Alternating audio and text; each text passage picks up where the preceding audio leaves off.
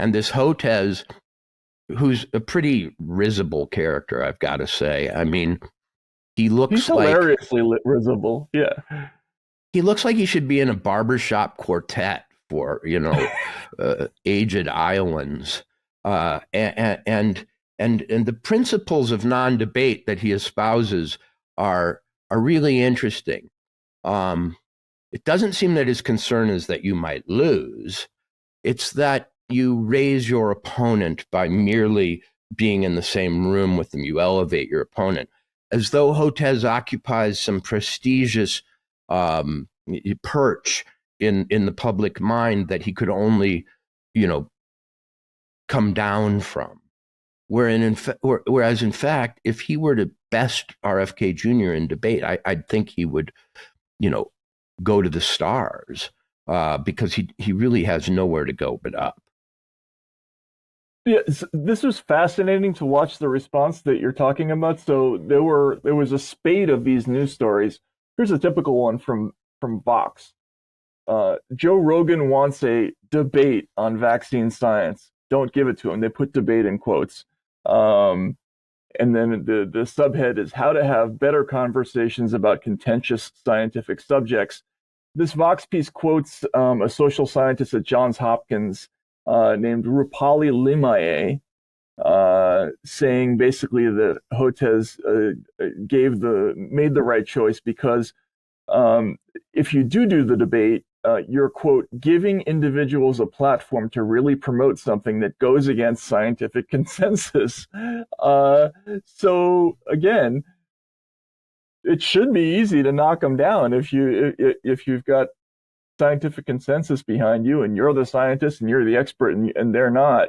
Um, but this new idea is let's not have the debate because otherwise it ennobles and validates the legitimacy of the questions that come from an inexpert person such as RFK. What I find interesting about this is that this is all happening in the context of a gigantic anti-disinformation industry where nobody's an expert. It's all run by people who just call themselves anti-disinformation experts, but they don't have any expertise in anything. So that's But interesting too. But but yeah. you have to understand how churches work. Okay, churches have someone near the top. Most churches, a sort of esteemed and somewhat infallible individual who pronounces on doctrine, and then everyone down the line just enforces and disciplines orthodoxy, and so disinformation people as orthodoxy enforcers can be neutral as to content. They don't need to know anything except how to shut people up or how to neutralize their presence in the conversation. So we're going to have a rotating series of bishops or hierarchs like Hotez, and everybody else's job is going to be to clean up after them and make sure that heretics don't get in the same room with them. Um, I'm reading a book right now, Gore Vidal's Julian, and it's about the process by which the Roman gods gave way to the new Christian faith in fifth century Constantinople, basically, and Oh, and that's uh, interesting. yeah, Hmm. and Julian was one of the last holdouts for the old quote pagan religion against the teachings of what they call the Galilean. And you see this spectacle of these theological conferences over, the nature of the Trinity and so on.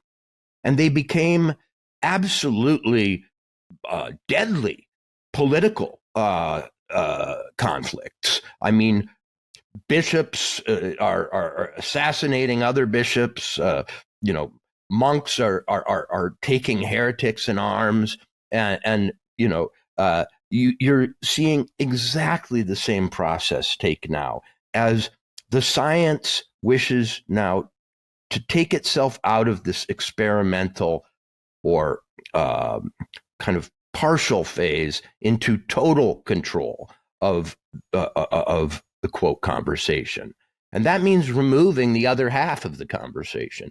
And not only does Hotez and all these people who lined up behind him not want to debate, which reminds me of a football team which refuses to play another football team and then gets cheerleaders to go, yay, don't play, yay, don't go there, and what this is a new form of sports. Why should the teams even meet on the field? They should have individual protests in separate parking lots in which they assert their right to win, and get fans to say, you are the best, don't play, you don't have to play those suckers. So they don't want to debate each other, and they don't want us to debate one another. That they've already established that. And they certainly don't want to listen, not only to RFK or whoever might be on the other side of the debate stage, but to any of the little people from whom skepticism might filter up. So they are establishing a situation in which they can just issue papal bulls. Right. And a series of them that needn't even harmonize with each other. They might contradict each other. That's the world they want now from science. They want science to approximate the condition of 9th century or 10th century Christianity under Charlemagne or something like that.